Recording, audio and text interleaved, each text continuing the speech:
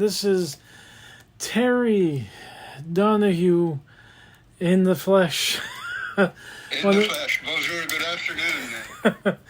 Or good evening. Well, it's good evening for me and probably good afternoon for you. So Terry, tell me, you've been around for quite some time.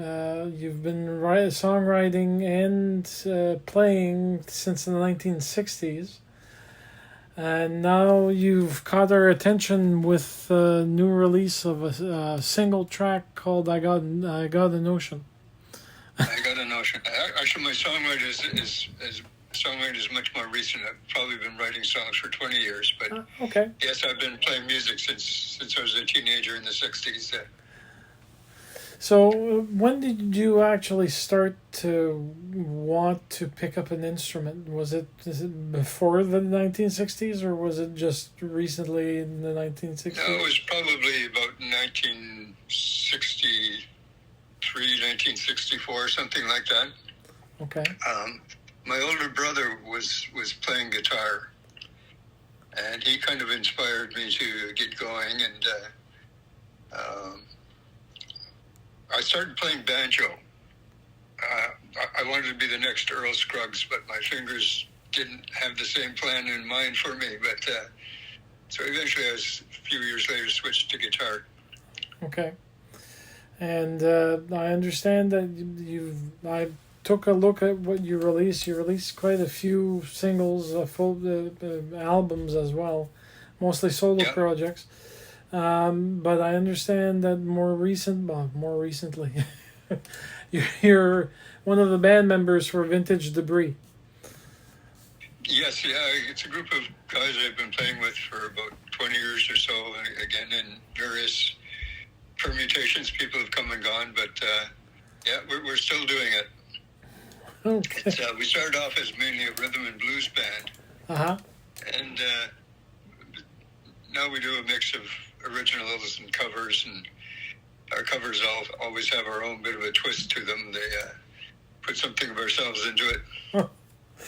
So, give me a sense of why you decided to actually record I Got a Notion, because I know that you woke up one morning and you had I got the notion to cross the ocean, and that's where you started off with. Exactly, yes. So all of my songwriting, it comes from a germ of an idea of a phrase or a couple of words that I've heard, or the vibe of a song that I've heard, and so if I wake up with an idea like I got a notion to cross the ocean, well, then the next question is, so why? In real life, my family, my daughter and her family had been overseas in Korea for quite a while, and I was missing them, and I'd been thinking of a trip to Europe, and that was probably in the back of my mind. But for the purposes of the song, why is this person planning to cross the ocean? Well, it's because he's fed up with this woman who's been unfaithful to him. Is the concept I came up with. Why, I don't know. That's just what popped into my head when I started writing, and so it all builds from there. Okay, so apart from this particular single, are you planning on a new album coming out? I don't think so. I had planned on an album. I've got another single that's going to be released sometime late summer, early fall. Okay. That one's called How Many Days? Again, along the blues line, and again, somebody missing his loved ones who's been away too long, and he's not quite sure if she's coming back or not. So that'll be coming up next week. I do a video shoot for the video for that song, and so we'll let you know about that one. Because I know that God and Ocean has a video as well. It was done very well, in fact, to the point that it's actually fun to actually watch it and listen to it. But I've been listening to the track more so than not, and it's catchy to the point that it doesn't want to go away. It's an earworm. Oh, good. I'm glad to hear that. My apologies for creating the earworm for you, but I'm glad you're enjoying it. My earworms are multiplus. Unfortunately, they switch themselves. They're like dance partners, so it's a whole different ball game in my head. But coming back to you, would you what do you do to actually help you get access to creating your lyrics when you're doing writing? Because I know that many people, it's either a dream phase that they come out and they suddenly write a lyric, and the next morning they start picking away at their brain to try to find out a song that they know that they have. Well, with me, it always begins with the lyrics, and then secondly, figure out how to play the darn thing. What's the music that'll make it the lyrics sing, so to speak. Often these things will come to me very easily, and I got a notion. Once I sat down to write it, I wrote it. Just the fingers on the keyboard, typed it out without a great deal of hesitation, and then it always goes through a couple of tweaks to polish the rough edges off of it, change some words here or there, just to make it scan properly. Especially once I get the melody and how to what the chord structure is and things like that. So make it all fit together. It always needs a bit of polishing. But I find what I think are my best songs come to me very quickly. There are some songs where I've had to work at. I played a song earlier this week for my songwriting circle group. The idea for it has been circulating in my head for a year or more. Mm-hmm. And then in March, I finally sat down and I started writing. I kind of got an angle of how to begin it, and then I got stuck and came back to it a month later and did some more. And then finally this summer, I had some time and I was at my camp. I don't know out east if you call them cabins or cottages, but I had some time to work on it, and it all came together there. So that's kind of the exception where I really have to work at something to get the lyrics to where I want them to be. Usually it's just, it comes to me. I don't know why. Yeah. It's similar to some songwriters that have basically a book of unfinished songs in the folio, and it's either bits and pieces or it's half written, not complete, or about to be completed, and they bring it along wherever they go so that they actually can, if they have a spark of inspiration that is calling them for one song in particular, they sit down and they complete it. But that's just a song, the actual lyrics portion. The songwriting of it is a second step, which you've got the chops for the musical instruments because you play guitar and I think you play mandolin as well. I don't play much of it anymore. I've got arthritis in my fingers, so okay. I find it a little hard with the mandolin on its small neck to make the chord shapes. The fingers just don't cooperate. But so it's strictly guitar these days. Okay. But yeah, no, I have a very large folder on my computer called My Songs. Okay.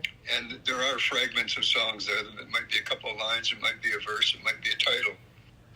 So I do have those in. I don't keep a notebook. It's all on my computer. Well, as long as you back them up. Yeah, no, I do.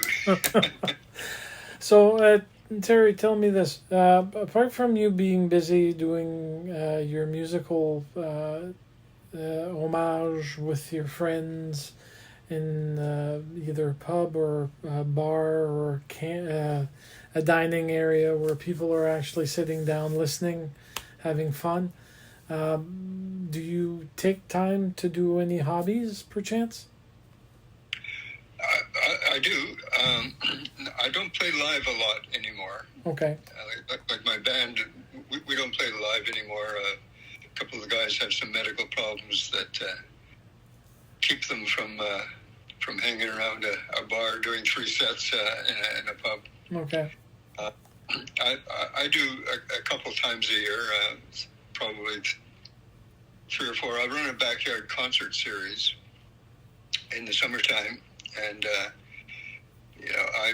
I play a set, and then I bring in a featured guest. So that's about 4 times a year, and there's a couple of small festivals I've played at, but yeah. But as far as hobbies go, I spend a lot of time in my gardens. I'm a gardener. Okay. So I enjoy that, and doing battle with the weeds always keeps me busy. And then I spend what time I can up at my camp, which it's about a 600-kilometer drive for me to get there. So I don't go for a weekend. I go for a week or 2 or 3 at a time. Okay. Now, I understand that you're in Ontario. Yeah. But where are you living now versus the camp? So home is in sort of the southeast corner of Toronto, southeast part of Scarborough, right down by the lake. Okay. My camp is up near Sault Ste. Marie. Ooh, okay. It's been in the family for, it'll be 51 years now this year. So I take the drive up there and several times a year, and I always enjoy it. Growing up in Northern Ontario is probably similar in parts of New Brunswick as well. You get used to having to drive long distances to get anywhere. Well, it depends on where you live. The only camp that I had in my family was on the Quizabis River, which from where Santa Ana, Madawaska is in the northeast quadrant of New Brunswick. Yep. The river was maybe a 10-minute drive, depending on how fast you were driving. But it was dirt road, so you wouldn't be speeding. Otherwise, you'd end up crashing your car. But it was right next to the river, and all the time that I was going there every year, I noticed that the river, like life, changes because of all the sediment and everything else. It started getting further and further from the camp to the point that it's no longer even close to the camp. I think it's not even flowing anymore. But they've changed. Like, people bought the camp. I was too young to take care of it, although I did want it at one point. But it's now kind of a suburb of a town. Okay. Well, yeah, no, the world changes, and rivers are living things. They don't stay the same. Now, in your livelihood, that you've actually done all of this, that you've actually made a mark in history in regards to you being a roots and blues kind of guy, being a musician and a lyricist, is there a particular type of food dish that you actually like to have once in a while?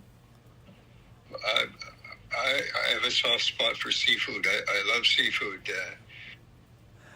Seafood? Fish, shellfish, shrimp, seafood of any kind. I enjoy it. I remember very fondly, in 1971, I bicycled from Sault Ste. Marie to Halifax, and I went through, of course, passed through New Brunswick, going down the St. John River Valley, and